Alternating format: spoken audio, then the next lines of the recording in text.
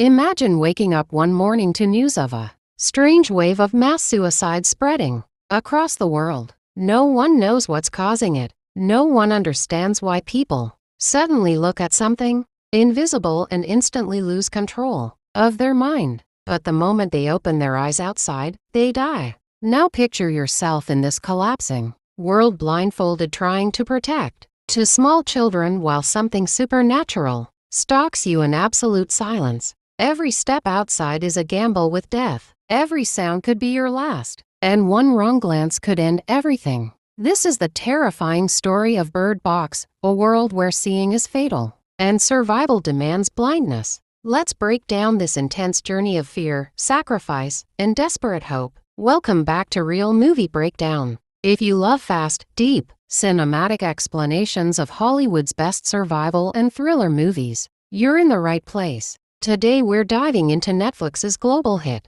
Bird Box 2018, a post-apocalyptic thriller filled with tension, mystery, and emotional depth. So sit tight, put on your blindfolds, and let's begin. The film opens 5 years after the world has collapsed. We see Malorie, a hardened, exhausted woman, preparing two children for a dangerous journey. She calls them simply girl and boy, refusing to give them names as if fearing that emotional connection could get them killed. Malorie tells them strict rules. They must not remove their blindfolds. They must not make noise. And they must follow her voice no matter what. She carries them toward a small boat, and it becomes clear immediately every moment outside is life-threatening. Her instructions are cold, but filled with fear. She knows what's coming, and the kids do too. This tense river journey becomes the backbone of the film, cutting between present-day survival and flashbacks of how the world collapsed. Cut to 5 years earlier. Malorie is an artist, pregnant, and emotionally detached from the world. Her relationship with her sister Jessica is one of the few positive things in her life. Jessica convinces her to visit the hospital for a routine checkup. At the hospital,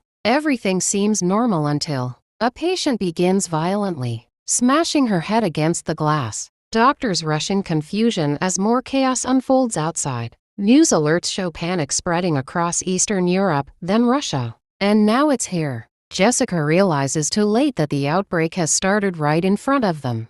As they leave the hospital, Malorie witnesses pure chaos, car crash, people screaming, fires starting, and individuals suddenly taking their own lives after seeing something. No monster is shown, only reactions. And the reactions are horrifying. Jessica drives wildly as the scene around them collapses. Then she sees something invisible to the audience. Her expression changes from fear to calm acceptance. She whispers, "Oh my God." Then she crashed the car. Jessica steps out in a trance and calmly throws herself in front of a passing truck, leaving Malorie shattered and alone. Malorie runs blindly through the streets, desperate, pregnant, terrified. A woman tries to help her but suddenly sees the entity and burns herself alive. Just when Malorie is about to collapse, a man named Tom pulls her into a house. Inside, a group of strangers have already gathered. Douglas, an older, blunt man who trusts no one. Cheryl, kind, motherly. Greg, tech-savvy and calm. Lucy, a young police trainee. Felix, Lucy's reckless partner. Charlie, a supermarket employee with deep knowledge of apocalyptic lore. Each of them represents a different angle on survival and fear. They cover all the windows, sealing off any glimpse outside. The rule becomes clear. Do not look outside, ever. Malorie's trauma is overwhelming. She has just lost her sister, and now she's stuck with total strangers in a nightmare scenario. The group tries to understand what's happening. Charlie shares theories about ancient demons, entities that take the form of one's worst fears or deepest desires, driving people into madness the moment they look at them. No one knows if he's right, but his explanation fits the symptoms. Tom, calm and level-headed, becomes the natural leader. Greg suggests using cameras as a safe way to see outside, thinking digital screens might protect them. He offers to test it alone. His selflessness impresses the group, but his plan goes horribly wrong. He watches the cameras, sees the entity through the feed, and immediately kills himself. The idea of safe viewing is destroyed. The group is shaken. If even a camera can't protect them, then nothing visual is safe. Food is running low. Charlie explains that he used to work at a supermarket nearby. The group decides to go without seeing outside using the car with blacked out windows and GPS navigation. Tom leads the mission. Inside the sealed car, they hear horrifying screeches and thuds as something tries to lure them. The entity taunts them. Its presence feels like it's directly above the car, but they keep moving. When they reach the supermarket, the group experiences a rare moment of relief. They gather supplies, enjoy food, and take a breath. Malorie finds caged birds and decides to take them. These birds react violently whenever the entity is near. They become nature's early warning system. But the safety doesn't last. A man named Fisherman outside begins begging to be let in. Charlie fears he's infected, meaning he has seen the creature but survived, and now forces others to look. Fisherman becomes aggressive and tries to push inside. Charlie sacrifices himself by tackling the man, dying so the others can escape. The group returns to the house with supplies, but not with peace. Back at the house, tensions grow. But suddenly, someone knocks. The group is divided. Douglas believes no one should be let in, fearing spies or infected survivors. Tom disagrees. They find a crying pregnant woman named Olympia, scared, gentle, and completely unprepared for survival. Malorie initially resists, but her conscience wins and they let Olympia in. Douglas is locked in the garage for causing chaos and threatening the group. Despite their harsh world, Olympia and Malorie slowly bond over their pregnancies. They talk about their babies, fears, and the future that suddenly feels uncertain. Tom becomes kinder toward Malorie, forming a silent connection. For a moment, the house feels like a family. Time passes. Tensions inside decrease. People relax maybe a little too much. Lucy and Felix suddenly steal the car and leave, taking valuable supplies with them. No one knows why. Their motives remain unexplained, but their betrayal leaves the group stranded. Olympia nears labor. Malorie does too. The house becomes a ticking bomb. Two women about to give birth while monsters lurk just outside the walls. And that's when danger arrives again. A man named Gary knocks, begging to be let in. He claims he escaped a group of crazy people who force others to see the creatures. Olympia, being too kind, lets him in. Malorie senses something wrong with Gary. His calmness is unsettling. His story vague. Douglas screams from the garage, warning them that Gary is dangerous. But no one listens. Gary becomes friendly, too friendly. He draws strange figures resembling creatures on paper. Malorie notices but remains silent. As Olympia goes into labor, so does Malorie. In a tense and emotional sequence, both women give birth at the same time. Olympia gives birth to a baby girl. Malorie gives birth to a baby boy. For a moment, the chaos outside disappears, replaced by raw human emotion. Cheryl comforts them, helping with the births. But Gary is quietly unlocking windows, letting the creatures in. He reveals his true nature. He is one of the infected survivors, seemingly immune to suicide but devoted to the entities. He opens the windows fully. The creatures enter the house. The birds screech madly in their box. Cheryl sees the entity and immediately kills herself. Olympia looks at it too, unable to fight the mental pull. She calmly walks toward a window and jumps to her death. Malorie screams helplessly. Gary tries to make Malorie look at the entity by uncovering windows, but Douglas breaks out of the garage and attacks him. They struggle. Douglas kills Gary but dies from his injuries. Malorie grabs both babies, girl and boy, holding them close as chaos floods the house. Tom arrives in time to save her, and together they escape with the infants. We return to the present timeline where Malorie is rowing blindfolded downstream with the children.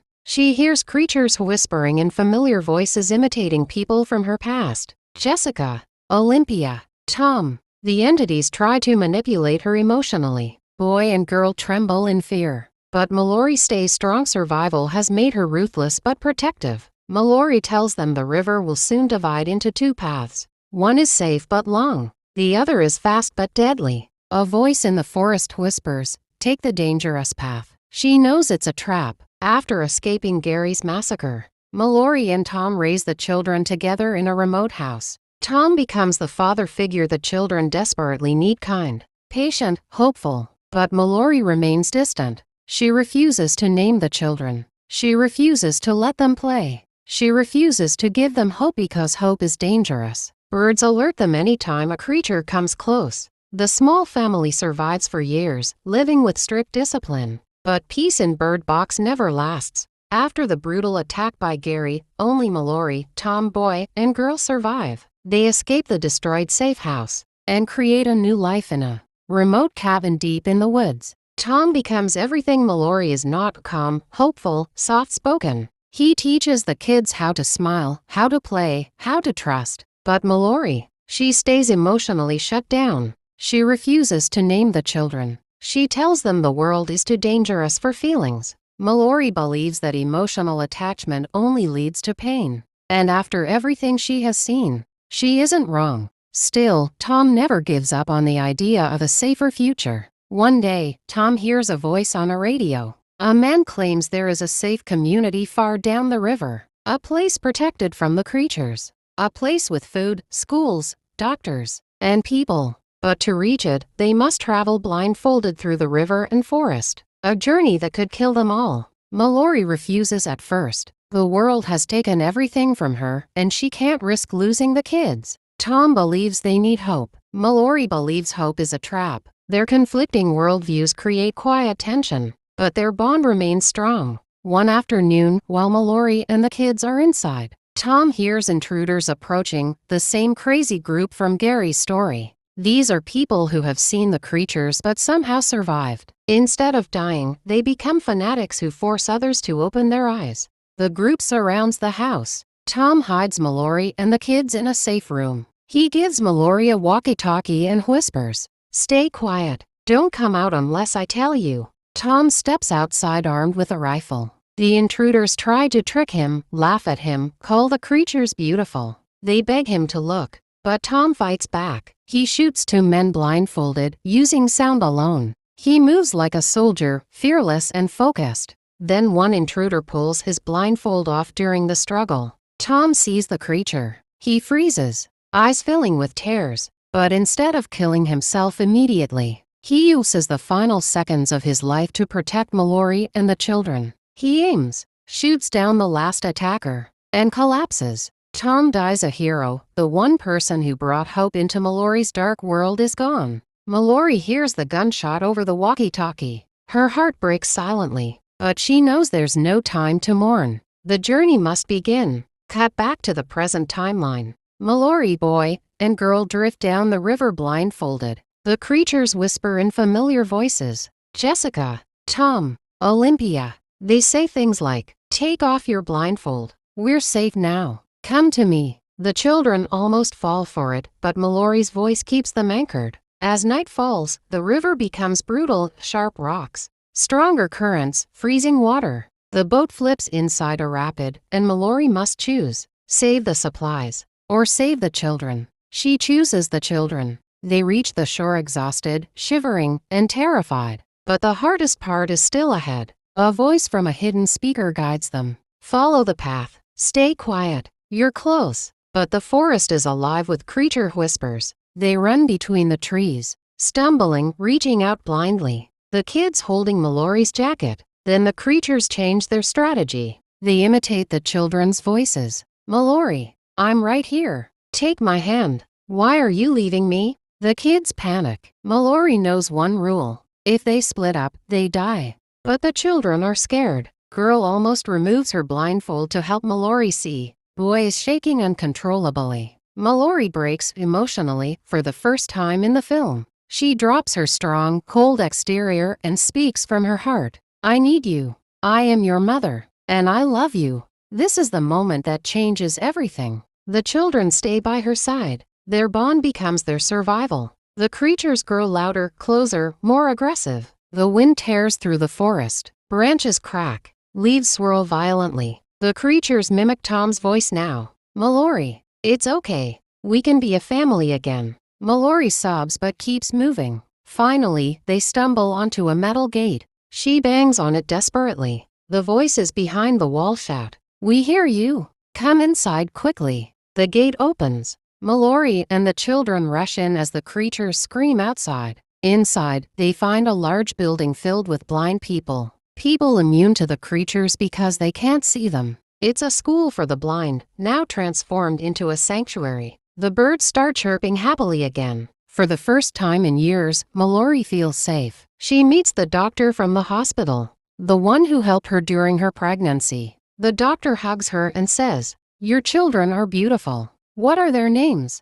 Malorie hesitates. Then she finally lets go of her fear. She names the girl Olympia, after the gentle mother who trusted too much. She names the boy Tom, after the man who saved them all. This act symbolizes her emotional rebirth from a person surviving out of fear to a mother living with hope. The final shot shows hundreds of birds flying freely in the sanctuary's courtyard, a symbol that some life still exists untouched by darkness. Malorie watches them with a soft smile. For the first time in the film, she sees a future. Thank you for watching Real Movie Breakdown. If you enjoyed this deep dive into Bird Box 2018, make sure to like the video, comment your favorite scene, and subscribe for more breakdowns of the world's best survival thrillers. See you in the next video.